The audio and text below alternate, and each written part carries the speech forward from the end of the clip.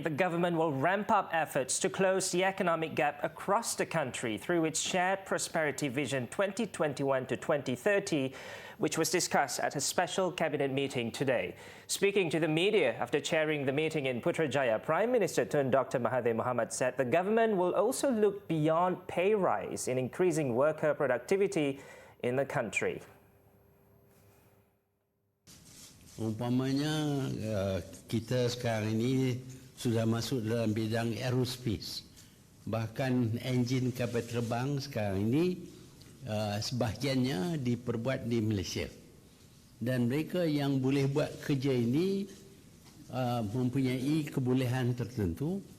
Tetapi kalau mereka yang kurang kebolehan, mereka akan diberi latihan.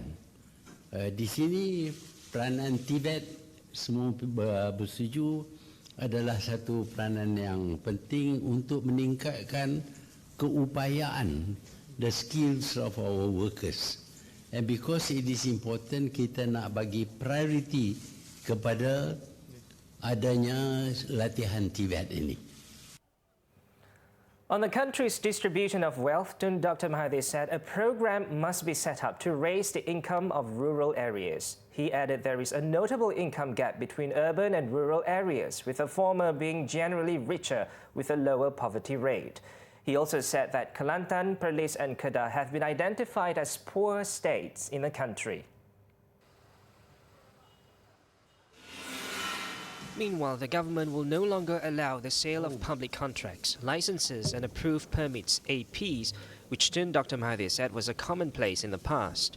The Prime Minister assured that such contracts will only be awarded to those who are qualified, in line with the Shared Prosperity Vision 2021-2030. Kalau dia tak layak, kita akan beri training kepadanya sehingga dia layak.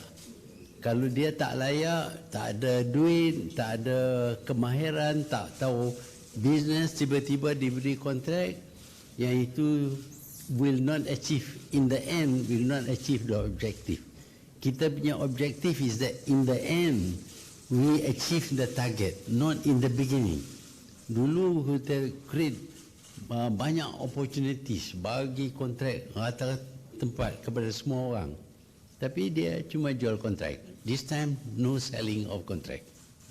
The Premier also said a lot of opportunities were created for a certain group of contractors in the past through public contracts, which ended up being sold to a third party. He said this was because the previous administration prioritized the creation of opportunities over results.